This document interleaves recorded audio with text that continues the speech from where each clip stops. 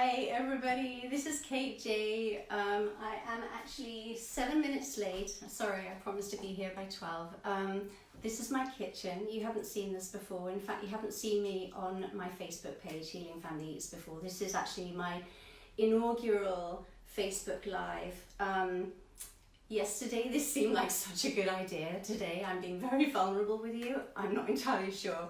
But anyway, I'm here and I want to show you how to make an AIP, elimination phase compliant cake that's using a gelatin egg instead of a real egg. And the reason I'm using a gelatin egg is because real eggs are removed from the autoimmune elimination phase of the protocol, because you know, if you are eggs can be one of the most nutrient-dense foods on the planet, but if you're not tolerating it, then it's actually pretty harmful. So that's why it's taken out from the elimination phase. So, you know, what are we going to do if you want to make a cake? What are we going to do instead? So if we were in the vegan community, what they're doing is, because they're not obviously using eggs, they're using flax eggs mostly. So flax seed mixed with water becomes this really nice sort of mucilaginous mixture that resembles an egg when it's beaten up, and it's great for binding a cake. But flax seeds and other seeds are actually not on the autoimmune protocol either, because seeds can be inflammatory to delicate guts. So thank you for the hearts. Actually, I got to tell you, if you've got any comments for me, that would be amazing. You would be fantastic to do that. I cannot actually see them. For two reasons. I'm going to tell you why. The first reason is that the phone is quite some way away so that you can actually see what's going on in my kitchen. And the second reason is I haven't got my glasses on, so I can't really see. But yeah, please keep those hearts coming, because I can see them coming, and that makes me feel so much better. So I've got a new recipe for a cake. It's a cranberry and date upside down cake. I put it on the blog on Sunday. It's really nice, it's perfect for the holidays, and the great thing about it is it doesn't have any refined sugar in. You know, refined sugar is not on the elimination phase or the autoimmune protocol or the paleo diet for that matter anyway, and sugar is very inflammatory. But you know, we do use it as a sweetener, so I'm always looking for other ways to sweeten a cake without causing inflammation in the body. And the best one that I absolutely love is, I'm going to show you all the ingredients that I'm using, and then I'll link to them later so you know exactly what I've used and where you can get it if you want to get the same that I've used. So this is my blackstrap molasses. It's made by Wholesome. It's actually made in the States, so it's available in the States, obviously available in Canada. If you can't get this in Europe, if you're watching from Europe, you'll be able to get some other version of blackstrap molasses. But the reason I love this is because it gives a really nice full-bodied flavour. I don't use very much. In fact, there's only 1 tablespoon in this cake. But I really like this because it's got so many nutrients. For instance, 1 tablespoon, and I'm just using a tablespoon in the cake, you get 20% of your iron daily value.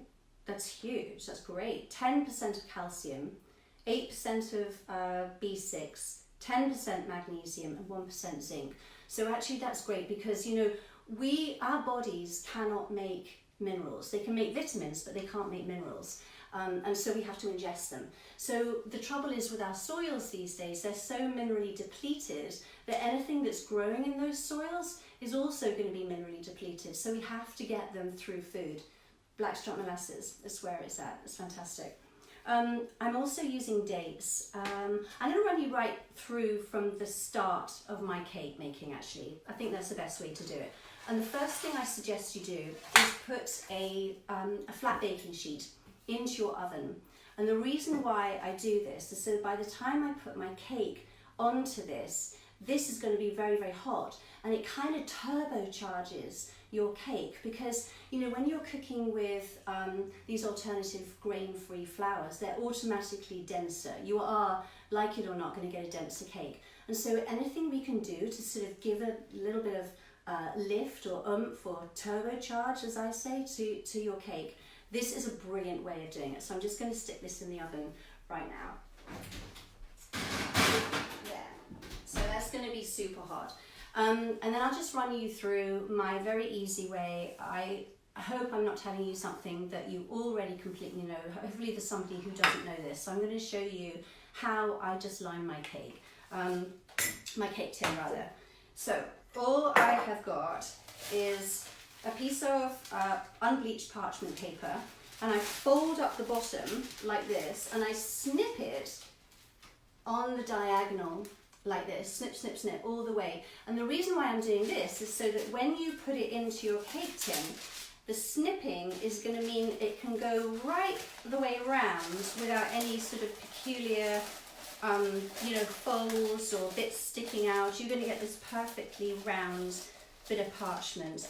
And then all those little, I don't know whether you can see this, all those little sort of sticky bits that were snipped, they stay down there, and then I'm going to put a round, which I've already drawn out in advance, on the top, and that's going to keep it all down. So it's all going to be really nice. And then what I do, sometimes, you know, these things bounce back, change positions and whatever. I just stick some stuff inside, and by the time I want to put my mixture in, it's going to be behaving itself and all there perfectly. So, as I said at the start, I'm going to be using, I didn't actually mention, I wanted to give a shout out for, to a couple of people, because this is my, as I said at the beginning, my very first Facebook Live, and I've been wanting to do this for, I would say, over a year, and I've been terrified of the prospect. Really frightened to come and say hello. But there are two people in particular who have been really inspiring me and encouraging me to come out and say hello. So the first one, I got to say hello to my friend Sylvia Demott. Sylvia Demott Coaching, she's a really good friend of mine. I've known her for about a year now, and we get together a couple of times a year, and she's doing, go and check out her page, she's doing some brilliant Facebook Lives on her own, and she really inspired me. And then the second person is Joanna Frankham, who I hope has got up early. She promised she would. JoannaFrankham.com. She's also an AIP blogger down under in Sydney, and I actually don't know why I'm giving her this airtime, because the woman is a bully. She's been nagging me for so long to get on and do this. She said to me the other day, Kitus. That's what she calls me. She said, Kitus, you really need to do a Facebook Live. Your audience wants to see one of your hashtag bloody fabulous cakes, and they need to know how you do a gelatin egg, because you talk about it all the time. So, so that's pretty good. That's pretty good. So anyway, thank you to Sylvia. Thank you. Thank you to Joanna. It's either hooray to them or oh my god, what have you done, because I'm here doing this Facebook Live. Anyway, so back to the cakes. As Joanna said, I've got to tell you all about the gelatin egg. So that's what I'm going to do. The reason, as I said, is because, you know, they're off the Autoimmune Protocol in the elimination phases, because they can be inflammatory. So I'm going to run you through that. And the gelatin that I'm using for my cakes and all my testing is this Great Lakes brand, which comes from, oh, I just realised this is pork. I didn't realise that. I thought I was buying beef. Very strange. Oh well, and it works really well, just as well as the beef one. So I'm using this, and it's widely available in Canada. There's also a really good brand, Vital Proteins. I can't get that so easily where I am. If you're in Vancouver and you know where to get it, for goodness sake, please let me know, because I have no clue. But this is a really good brand anyway.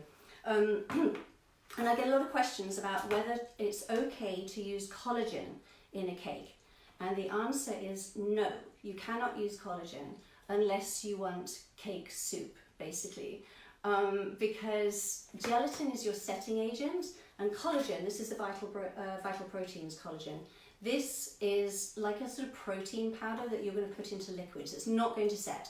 So you want to put it into your cups of broth. I have it in my broth. It's really good for an extra bit of goodness for gut healing. You can put it in smoothies, you can put it in AIP oatmeals, in stews, in soups, anything like that. just to give an extra bit of gut healing collagen protein, but it will not set your cake. Gelatin, on the other hand, is what you want to be using, because you're going to see gelatin in things like panna cottas, jello, jellies, gummies, and a cake. Anything where you want it to bind and set something, you use gelatin. So that's what I'm doing. So let's make this cake. So the first thing that I'm going to do, and I hope you can see all of this, I do not know whether you can see it, I can hold things up, is I'm putting in my liquid ingredients, my soft ingredients. I really like to use pumpkin puree. You can use banana if you like and mash it down, get it really, really well mashed. But I like pumpkin puree, especially in this one, because it's not as sweet as banana. And it really just adds a really nice earthiness to a cake. I love that.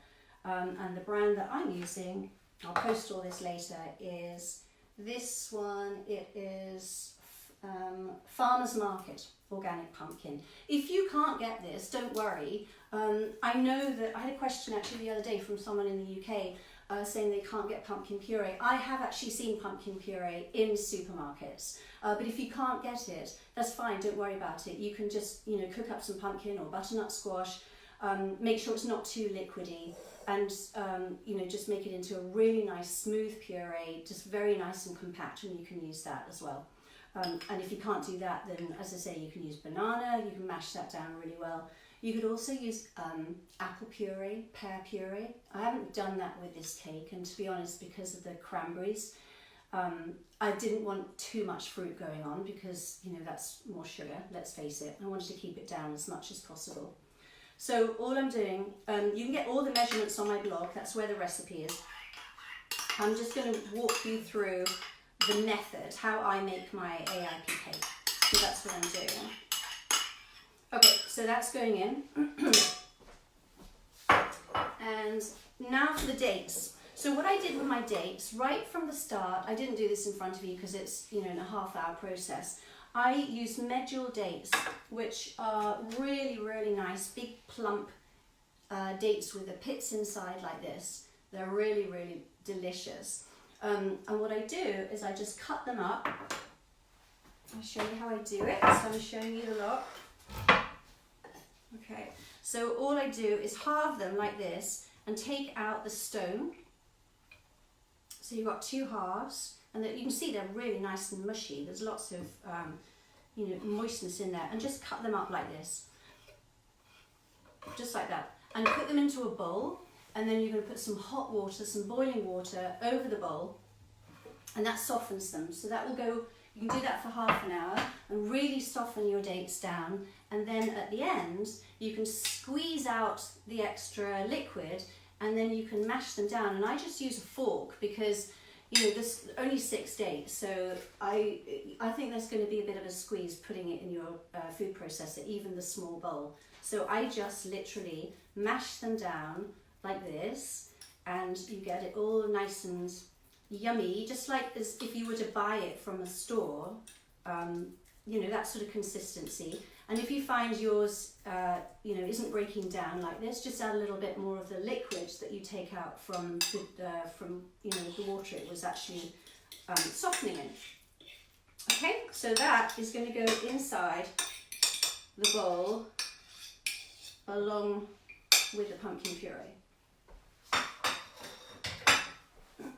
That's that. And then the last thing, I'm using coconut oil, which I did soften. This is so typical. It was all nice and soft, and now it's starting to harden again. So I'm just going to literally put it on my burner. It's only going to take a couple of seconds to do this. Literally, here it comes. There, that's it. And now you want to do this in advance, and the reason for that is because if you melt your coconut oil and then you stick it straight into your cake mixture, if it's hot, that will end up in you having a very greasy cake. But if you just have it to one side and then just keep it nice and liquid, just like that, that's fine. And it's not too hot, then that's absolutely fine. Yeah, that's good. All right, so that's going in as well. So I've got my 3 things in here.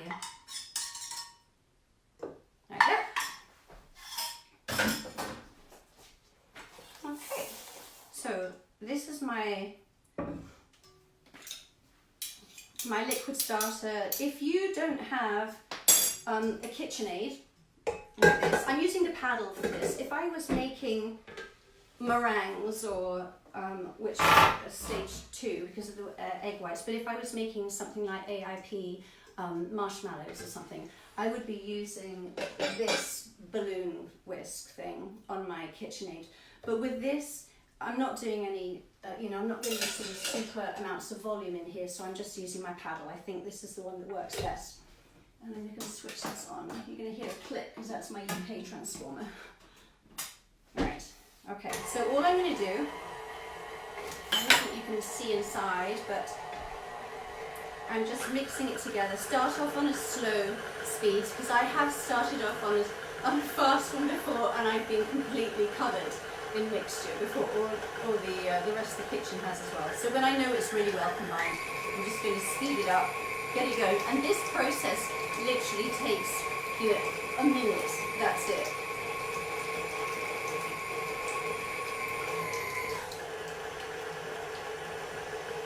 Okay.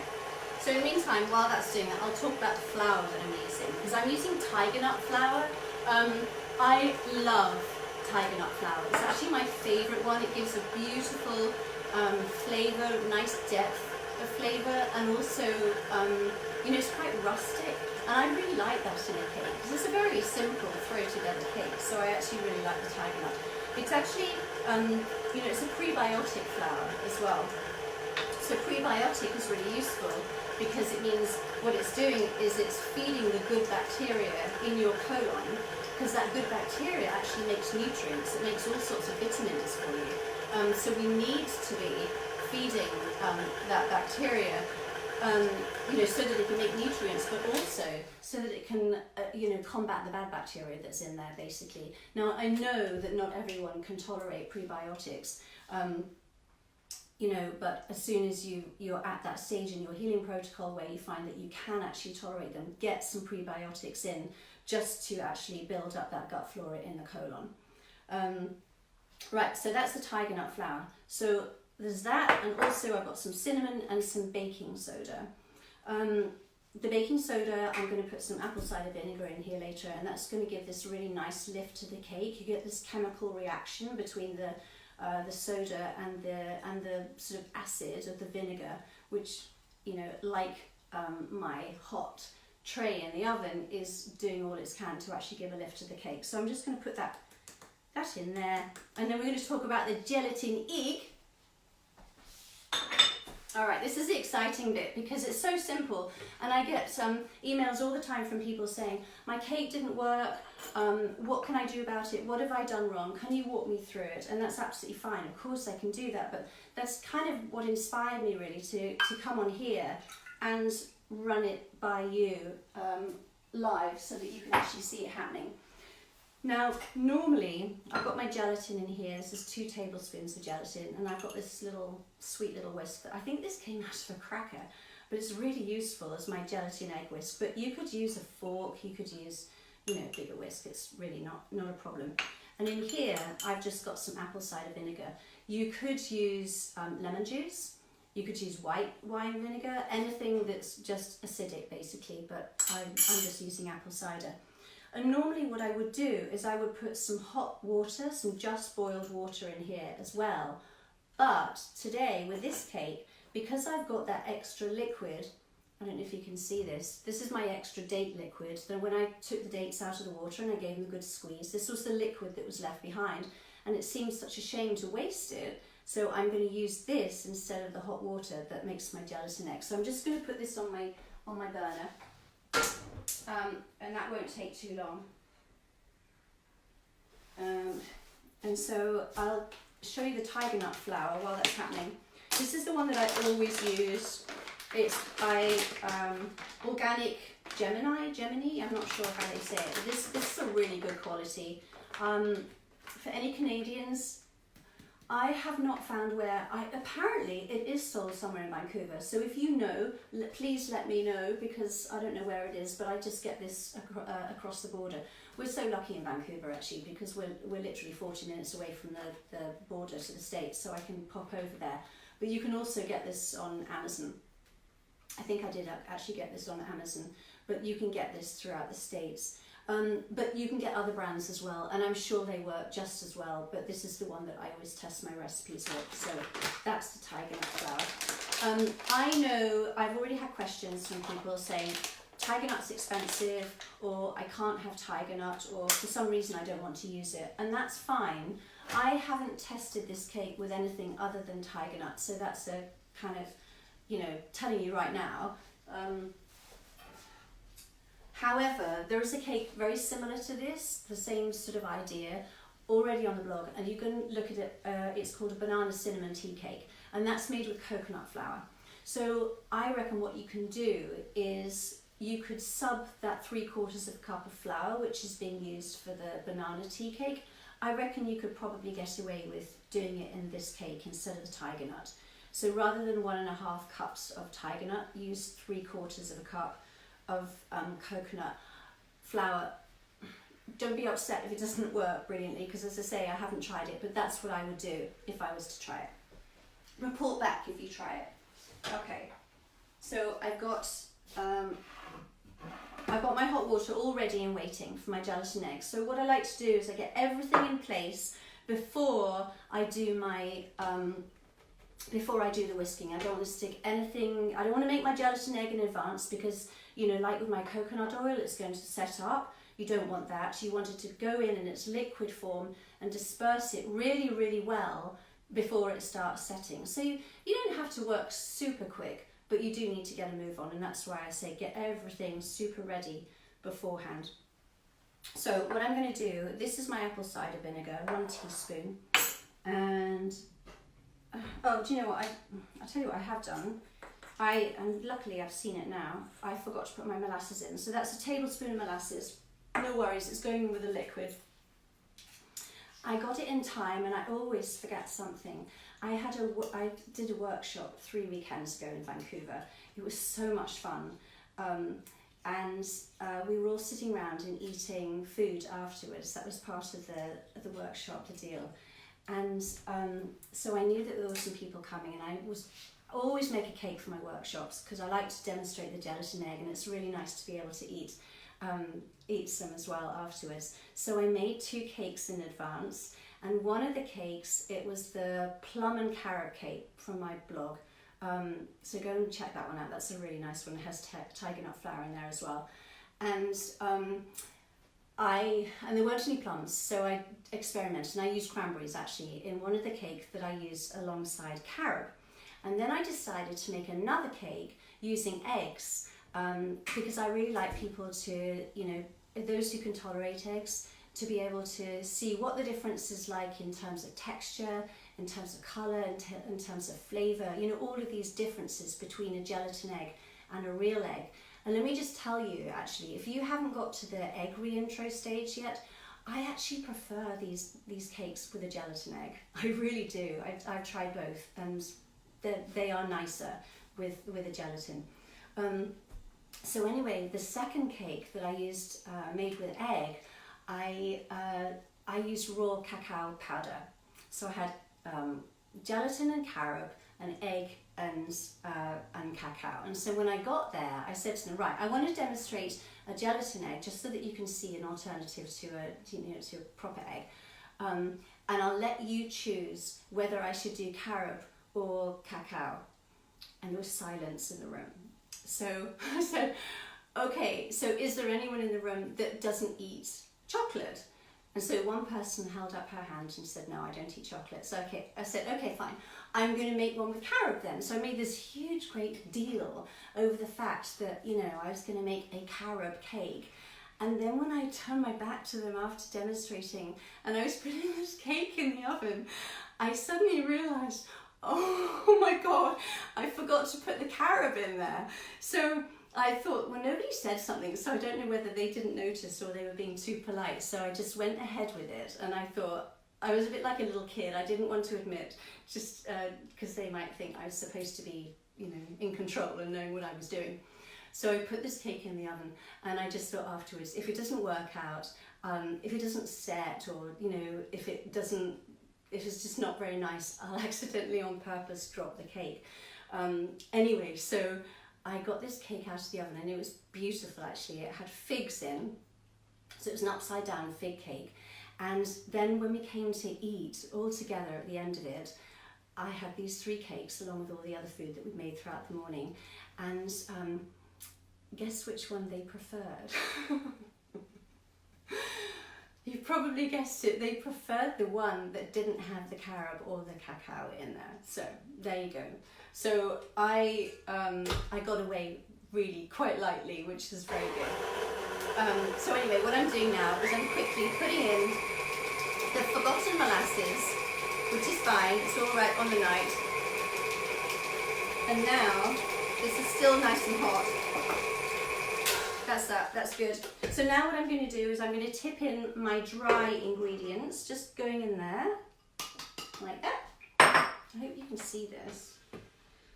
That's going in there, and then I'm starting to give it a very gentle whiz, and while that's doing that, I'm going to make my gelatin egg. So here it is. Hope you can see it. I need a tablespoon. Yeah.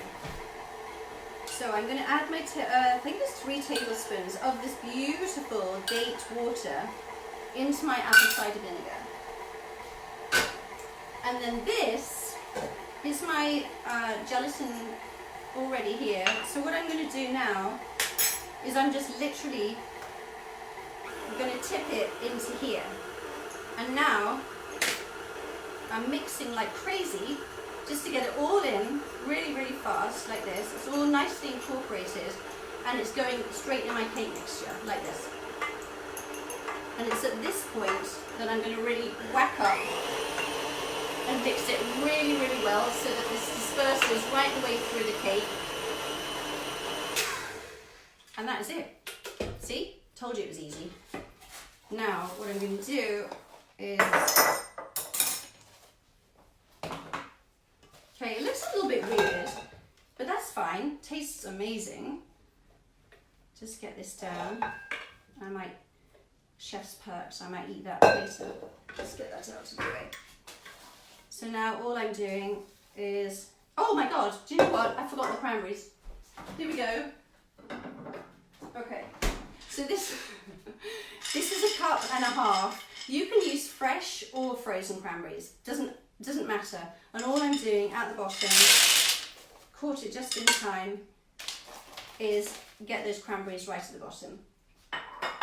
And now I can put my cake mixture in. So I'm just going to put it in dollops over there.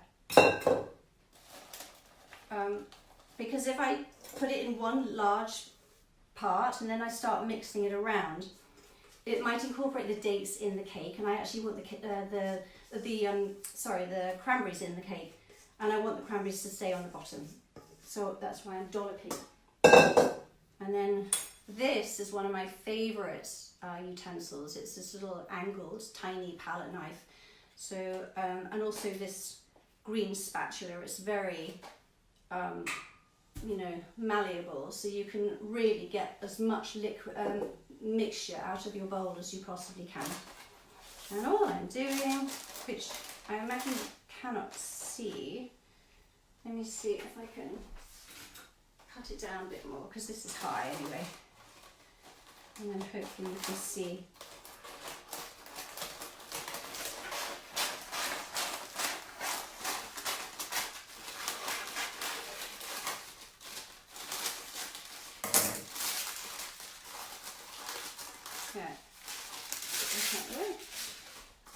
Okay, so all I'm doing now is just spreading this mixture around, and the cranberries are staying at the bottom. Now, unlike a sort of wheat cake, you know, when you've creamed your butter and your eggs and everything else, if you were to put it in and it's not particularly even, then the cake mixture will find its own way in the tin. You know, it'll spread out, so it's fine. With these cakes, you cannot do that. You have to level everything out. There. And that's it. That's my cake. It's going in the oven on my hot tray. And that's going to go in for about 55 minutes to an hour. I think an hour is probably good. And then in true Blue Peter fashion, the Brits, if there are any Brits watching, you will know Blue Peter is this program that I looked it up the other day actually. It's still going, and all children pretty much in England are brought up, or Britain. Okay, so I thought I disabled that. So all children in Britain are brought up with Blue Peter, and started in 1958. And what they used to do is they had all these things that they were making demonstrations for, you know, cooking tutorials and making stuff and all the rest of it. And at the end, they would always say, "And here's one I made earlier." So hopefully I didn't cut you off with that phone coming in. So here is the finished product, which is pretty amazing. I made this yesterday, so it doesn't look quite as gorgeous as the one on the blog, but it's pretty damn good, I have to say. And I'll just cut into it so you can see what it looks like inside. And I might have to eat some. I've got 2 cakes now. There you go. That's it. So you can see a nice bit of cranberry on the top and yummy texture in the centre. So that's it. See, didn't take too long. It wasn't too stressful. It was super easy. The gelatin egg was very, very simple and straightforward. So I hope that I've given you something to think about. I hope you're going to try the cake and other cakes on my blog. If you think this wasn't too horrendous Facebook Live, then let me know and I might come along and do another one sometime. So make sure that you subscribe to my Facebook page. That would be really sweet, and you'll have all the notifications you need, so you'll find. And also, you know, if you have any ideas of what you'd like to see next, I get a kick out of cooking, and like I say in my Vancouver workshops, I love teaching people how to cook and sort of spreading the whole word of healthy eating and how you can do it with flavour and you know, not feel like you're missing out. So if you've got any ideas, what you'd like to see demonstrated, let me know. I think that's it. Thanks for joining me. Take care. And any comments you have, I will get on in a few minutes, and I will answer every single one of them. So thanks so much. Bye. Bye.